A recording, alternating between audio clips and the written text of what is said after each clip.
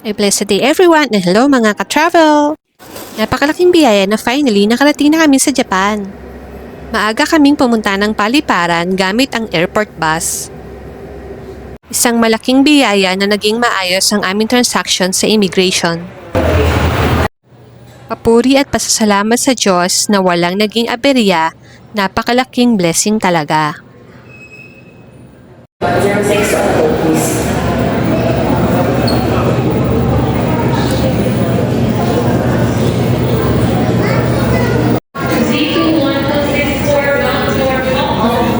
Your guest reservation flight C2188. Sa loob ng eroplano, paborito ko talagang umupo sa window seat. Kayo pa, saan kayo malimit umupo? Sa aisle seat ba or paborito nyo rin bang umupo sa window seat?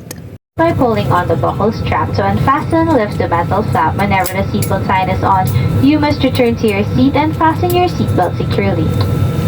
Should an oxygen mask like this drop from the compartment above your seat, immediately pull the mask firmly towards you. Place the mask over your nose and mouth with the headband tightly around your head and breathe normally. It is normal for the mask to fully inflate after activation. Place your own mask first before assisting others under your care. Your life vest is under your seat. To use it, slip it over your head like this. Clip on the waistband and pull it tight.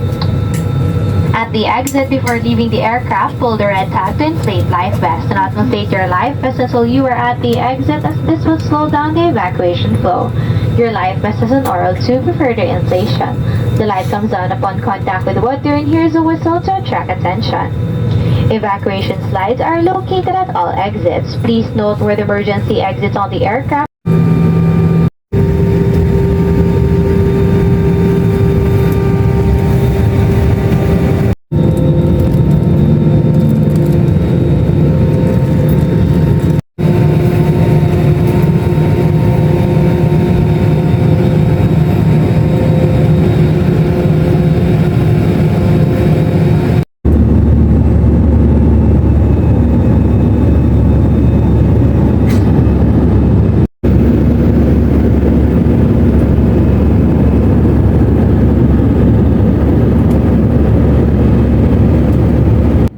Ang ganda talaga ng mga tanawin mula sa itaas. Yung mga ulap, parang cotton candy sa langit. Parang dagat ng kaputian at kalinisan.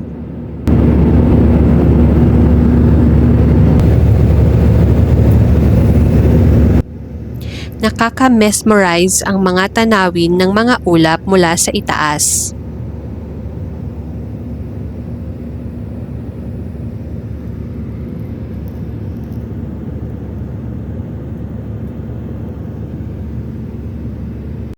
Palagi akong namamangha at nagpapasalamat sa Diyos sa kanyang mga kahanga-hangang likha.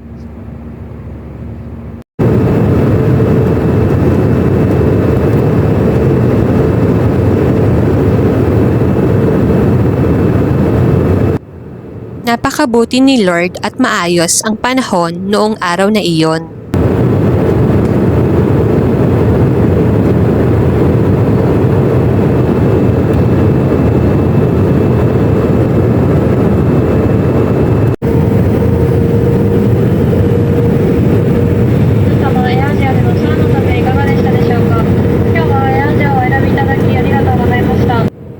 Habang papalapit kami sa Japan ay kitang-kita kung gaano kalawak ang Kansai area.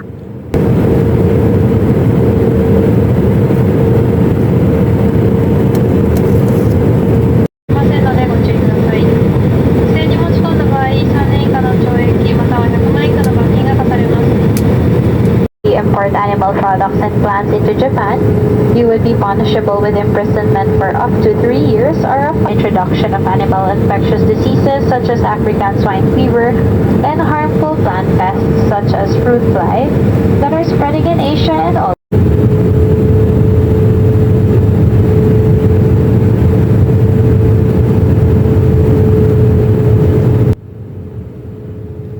Nakaka-excite yung moment na lumusot ang eroplano sa dagat ng mga ulap. Parang nasa pelikula. Mabuti na lang at maayos ang panahon nung araw na iyon. Isa na namang biyaya.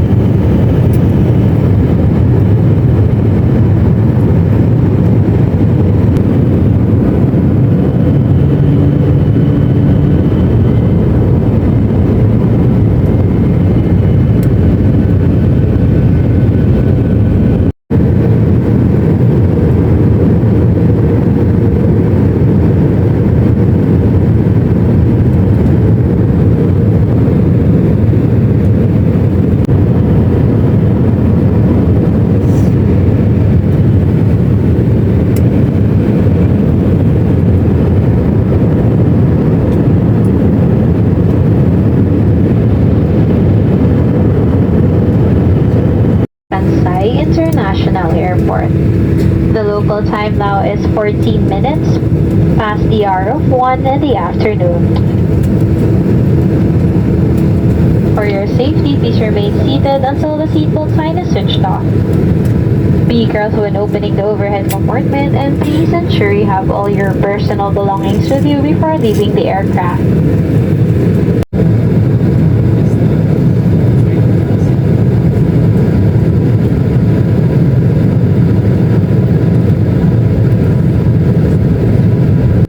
Safe landing kami sa Kansai International Airport.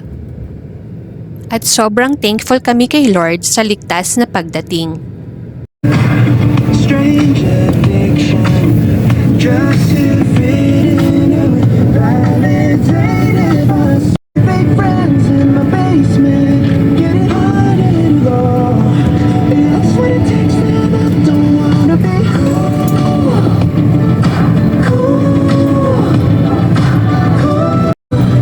That's what it takes, and I don't wanna be.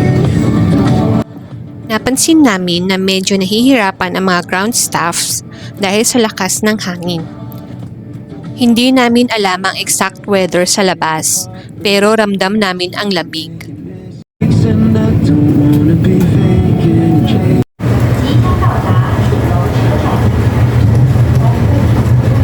Sumakay kami ng transfer train papunta sa main terminal ng airport.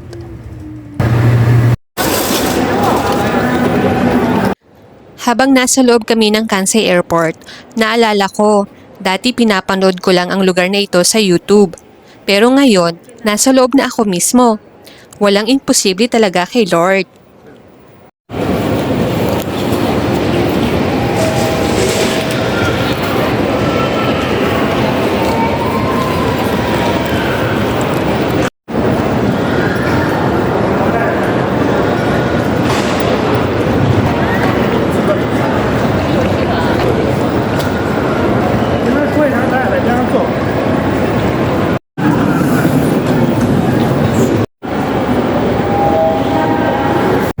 OMG, it is real. It's very cold here in Osaka.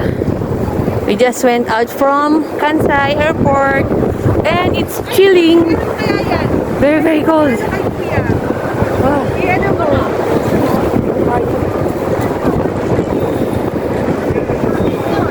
Paglabas ng airport, sumakay kami ng shuttle bus papuntang Umeda kung saan naandun ang aming accommodation.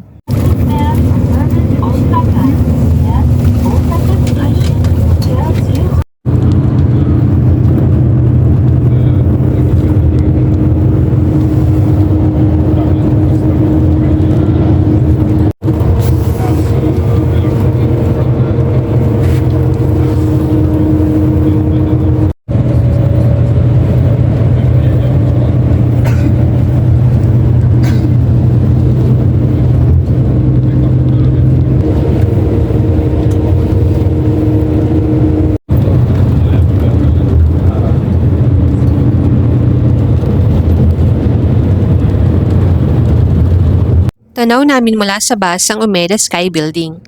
Pagdating namin, sinalubong kami ng kaibigan ng kapatid ko na isang Japanese. Mula sa Osaka Station, 20 minutes ang nilakad namin papunta sa aming accommodation. Thank you so much, Opo Bossing JKD! Blessing nakapaglakad na rin sa isang Shotengai or covered shopping streets. Pagkatapos naming iwan ang aming mga gamit ay balik na agad kami sa train station.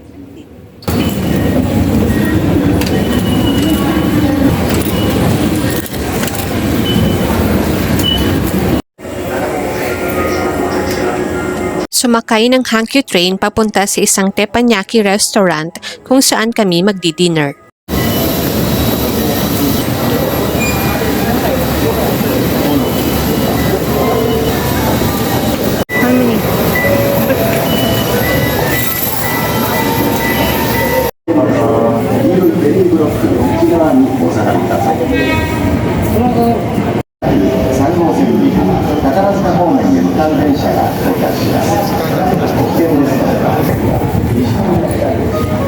First dinner namin sa Japan at finally natikman na namin ang authentic na okonomiyaki, natto at tamagoyaki.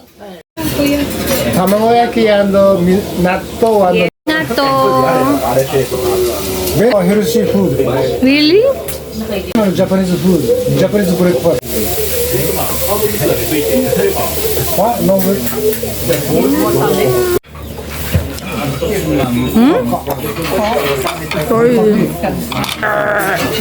Oh, you want to sing?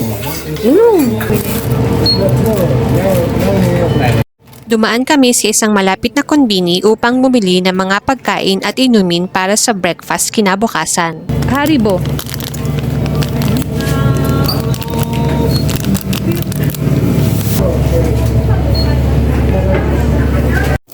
Sobrang pagod pero sobrang sulit ang day 1 sa Japan. Excited na kami sa day 2. Bibisita kasi kami sa isang artificial snow park sa itaas ng bundok sa Kobe City. Maraming salamat sa panonood mga ka-vlog. Kita-kits sa susunod na episode ng Japan Vlog Series. Ingat kayo palagi and may God bless you all. Bye-bye!